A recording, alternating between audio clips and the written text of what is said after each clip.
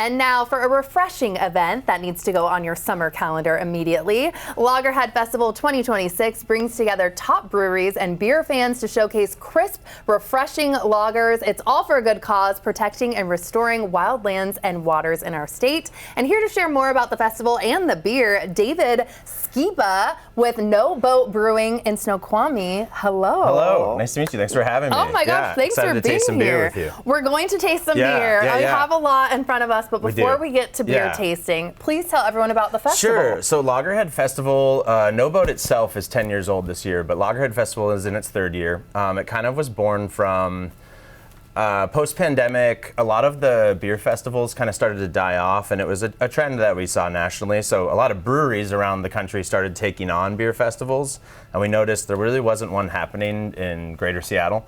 We're very fortunate to have a ton of space at No Boat, and then we also have a great partnership with Washington Wild, and together we were like, we should do a cool lager festival in the summer, have it out in the mountains, because we kind of like look at the Cascades. Yeah, and it's just been amazing. It's been a lot of fun. Picturesque location for sure. Totally. We're gonna now move into the beer tasting fun, my friend. You brought several. Totally. We're starting over here with Farmer Soldier. Yes. So this is a Pilsner. Conceptually with the beer tasting, I thought let's just drink a few of our lagers, and then we threw in a little oddball heavy hitter for the end for fun.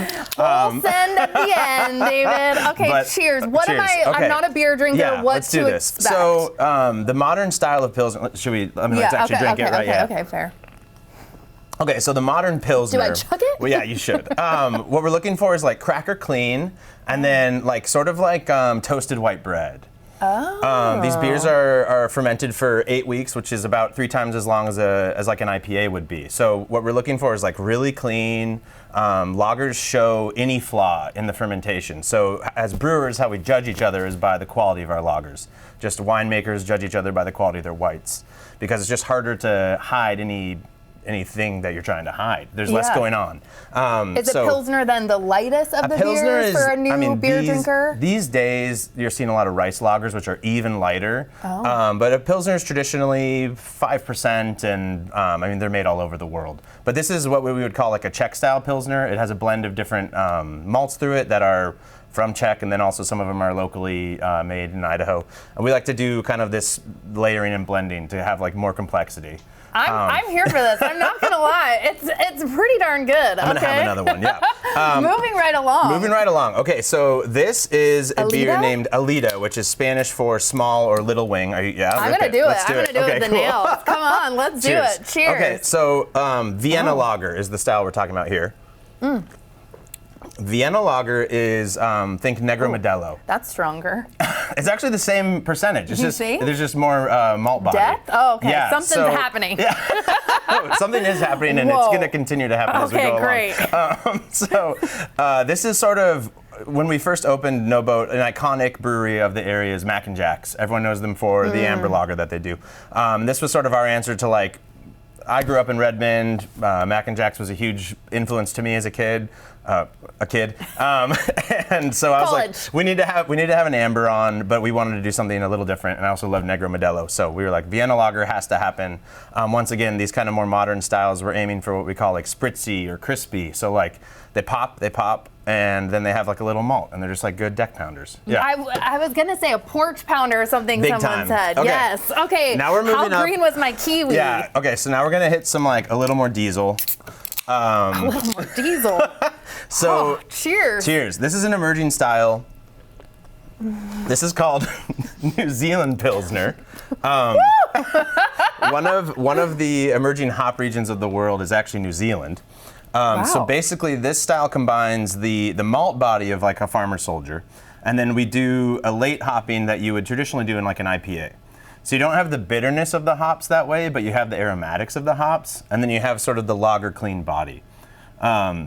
Is it wrong that I like this one the best, or are we just like continuing there's nothing down the? wrong. There's it's nothing beer. wrong. It's all yeah. good. Yeah. I don't know. Is it the can? The reason you like this one with the best, cute one? yeah, it is the it's cutie. very girly. I like that. Yeah, it is the cutie of the bunch, without question.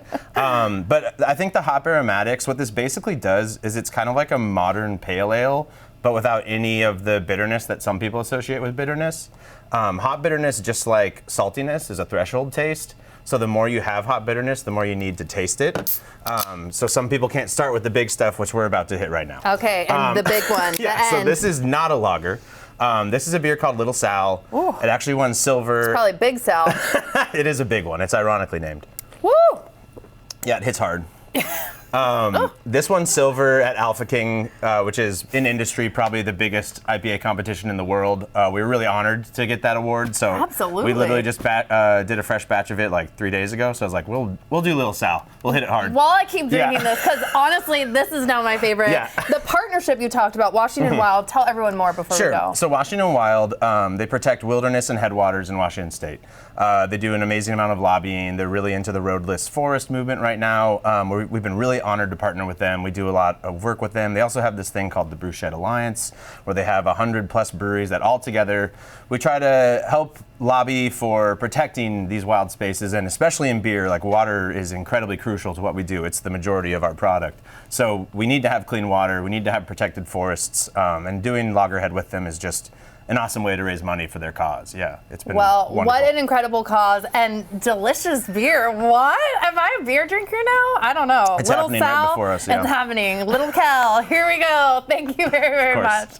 And again, Lagerhead 2026 is Saturday, July 18th from noon to 6 p.m. The festival will be at No Boat Brewing in Snoqualmie, and you can still get tickets on their website. Thanks for spending time with us today, and for more New Day fun, subscribe on YouTube and be sure to download King 5 Plus for free. Don't forget to enjoy your new day, and we'll see you next time.